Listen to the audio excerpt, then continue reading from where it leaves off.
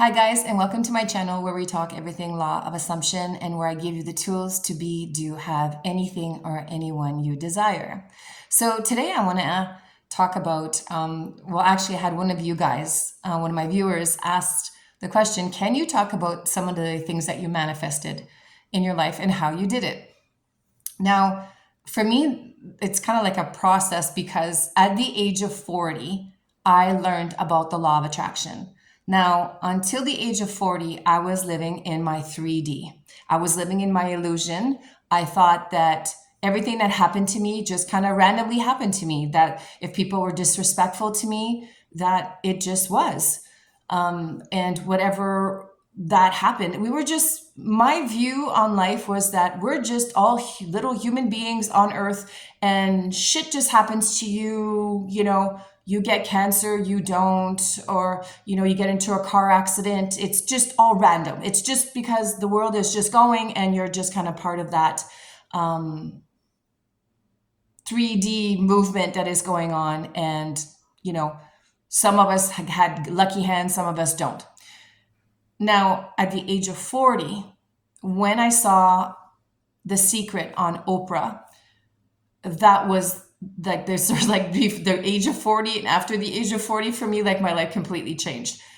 I started understanding the law of attraction and I started realizing that I had manifested, attracted, whatever you want to say, to call it, align with all these things that had happened to me. And for me, a lot of it was very negative. I had manifested my son's cancer because I was so fearful to lose my son. That is all I thought about was, what if I lost my son? And I did that, since the day he was born. By the time he was 4, he had a very rare type of leukemia. I made another video about that. Secondly, I had manifested fibromyalgia with my unheard anger that I had carried throughout my whole life from my mother. I had all this anger that I held, this resentment that I held towards her, and this helped me create my fibromyalgia. I was also able to get rid of that too. Also, my son, I was also able to manifest his healing, even though the doctors had told me that he wasn't going to survive because the type of leukemia that he had was extremely rare. It's called hypodiploid. I didn't care what the doctors told me. I had at that point knew that I had asked God to save him, and I believed that God would save him, and he did. God, when I say God again in my videos, it's always, for me, God is me, my subconscious mind, but God could also be an outside God for you, Allah, whatever, that's okay. The surrendering part to God sometimes helps when you think there's an outside God. And sometimes I do that myself too, because when you think of yourself as God, because we've been trained, I was brought up as a Catholic, that there's an outside God. So for me, sometimes it's a little difficult to say, like, leave it to yourself, leave it to your higher self. So a lot of times I'll just say, leave it to God. And sometimes I feel that's an outside God, and that's okay. Whatever helps you believe or surrender. Now, going back to my fibromyalgia, I also got rid of that because I started understanding that the more I identified as having fibromyalgia, the more it became part of my reality. So I almost had to stop thinking that I had it. I had to stop talking about that I had it. I had to pretend that I didn't have it. And that took me a good 6 months to a year to accomplish. But now I've been I don't have fibro anymore. It's gone. My doctors laugh at me when I say, oh no, I don't need any medications anymore. I don't need anything. I don't have fibro anymore. And he looks at me and says, you can't get rid of fibro. It's an autoimmune disease that you have forever. And I'm like, okay, you don't understand that you create your own reality, and that's okay. So, but that's also a reflection of me. If you want to go really deep into that, I thought that that's what he would think, and therefore that's what he thought.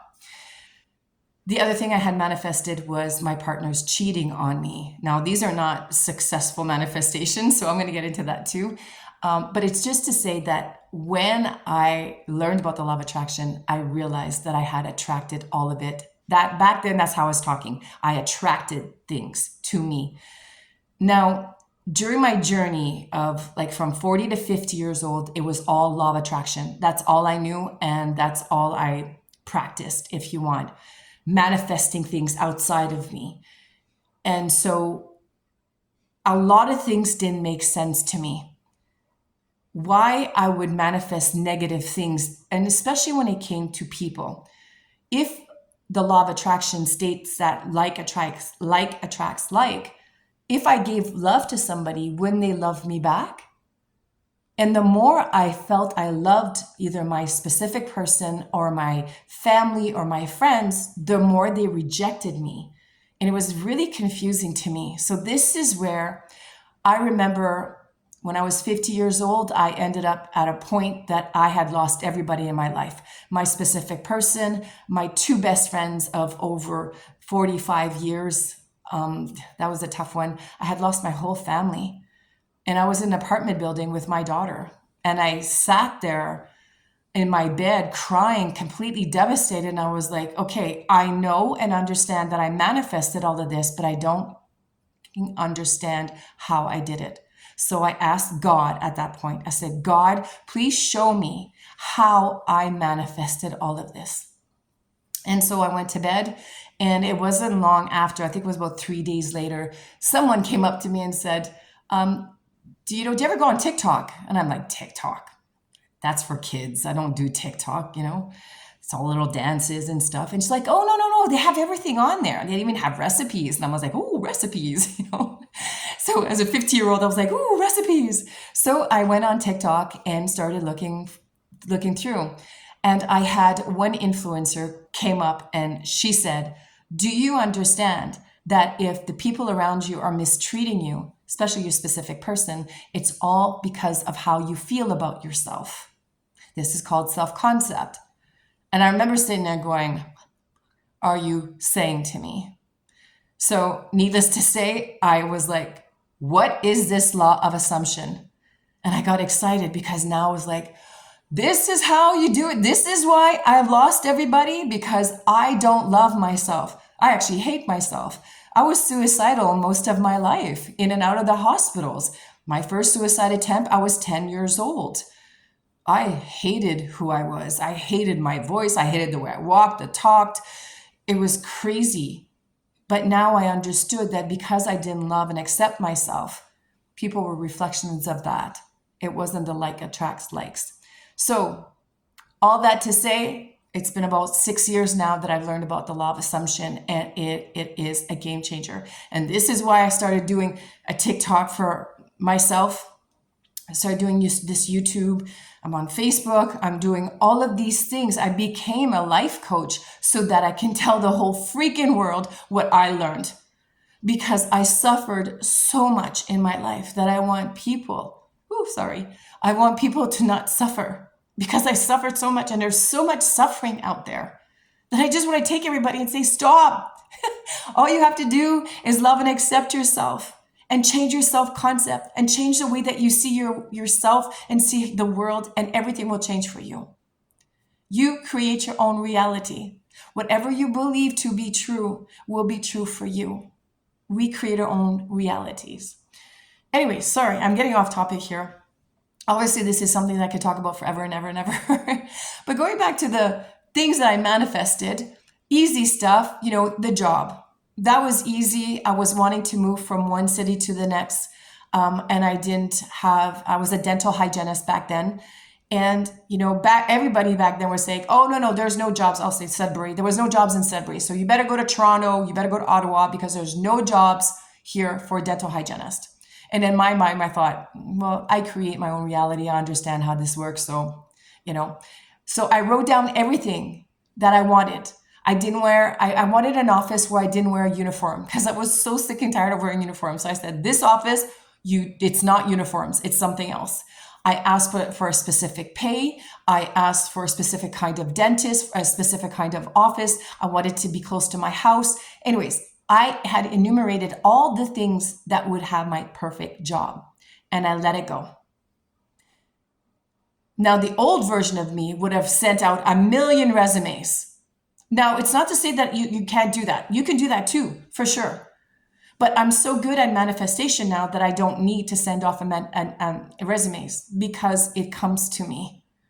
But if you're just starting this, maybe you can send off your resumes and you'll get a call back. If that's what you believe. If you believe you need to send off resumes, then you're right. Send off resumes. But I am at the point now that I do not need to take action. I get inspired action it comes to me, or the manifestation itself comes to me. And I'll tell you what, this job, that's exactly what happened to me. Wrote out my list, I put it away, and I said, I don't know how, I don't know when, but I know it's coming to me. I'm living my best life in the feeling of I'm not worried because I know my perfect job is coming. And I embodied that state. Now, it didn't take long. I think it took about a week. And I was actually in Sudbury and I was painting my new place with my new boyfriend. And it was a knock on a door and it was my neighbor. And she said to me, Christine, I just went to my dentist and he's looking for a dental hygienist. I grabbed my resume and I was actually on my way out back to my hometown. And I stopped in and I just kind of dropped off my resume because I had, I wasn't dressed up for it. I had a ponytail on my head. I had no makeup on and I was in my sweats. And I just kind of said to them, sorry, but I just heard you need a hygienist and I'm on my way back home. And had an interview right there. And by the time I was halfway home, I got the call and she said, you're starting on Monday. That was one of the things I did. I also manifested a specific person. Again, wrote out my list of everything that I desired in my man. My first thing on my list was, of course, to have massive chemistry with him. Number 2 was that he massaged me every night. Number 3, that he was a casual smoker. I was casually smoking back then whenever I had a drink. I wrote down about 40 things that I desired in my perfect man. And again, I went out one night. But this is the thing, right? This is why I know this works. If every night that I went out and I was like, oh, maybe I'm going to meet my perfect man tonight, I never did. Because I didn't surrender. I didn't let it go. I was looking for it outside in my 3D. But the night that I was just this is just me and my sisters and my girls' night out where I'm just focusing on me. I really don't care if I meet him or not. This is just about having fun with my friends and my sisters. And that's when I met him. That's why they call it serendipity, because it happens when you're not looking for it eventually. So you guys, make sure you understand this. Don't go out to the bar. If you're looking for a specific person, don't go say, oh, I might meet him tonight, because you probably won't. And I'm sure that you've experienced that already. Focus on you being the best version of you.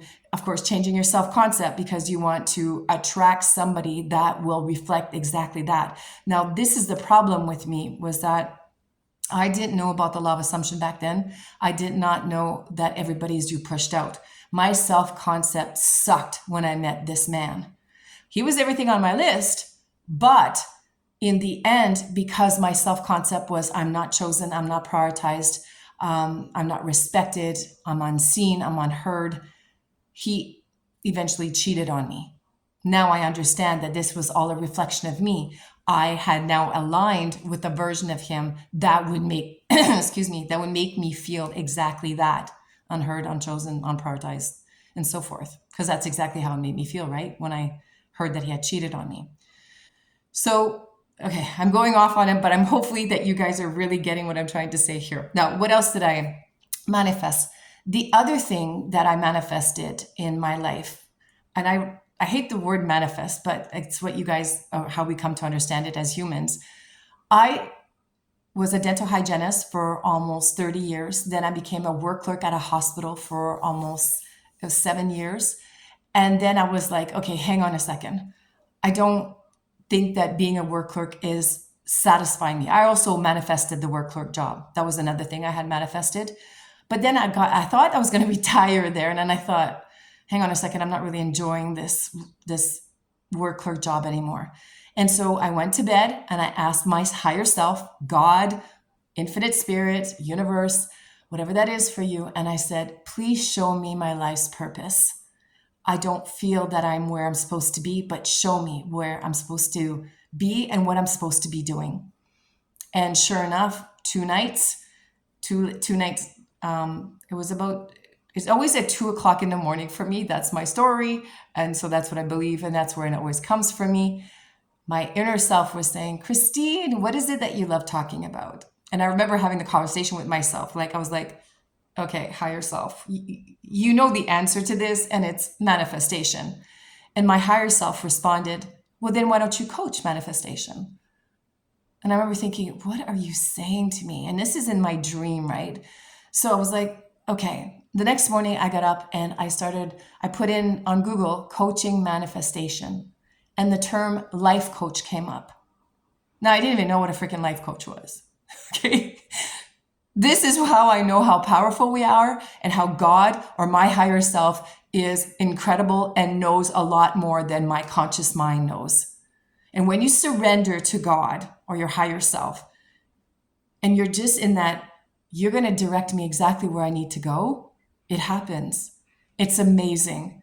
So I looked into life coach, and life coach was exactly what I was looking for.